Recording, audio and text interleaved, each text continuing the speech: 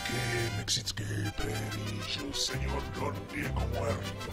Věnoval se své oblíbené činnosti narovnávání si fousku a sledování pohybitelských těles. Zjistil však, že jeho planeta je v ohrožení a tak se rozhodl ji opustit.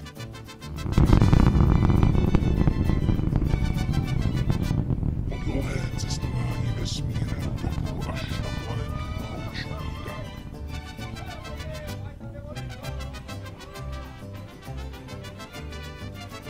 Kde se rozhodl ukrýt svůj drahocenný poklad.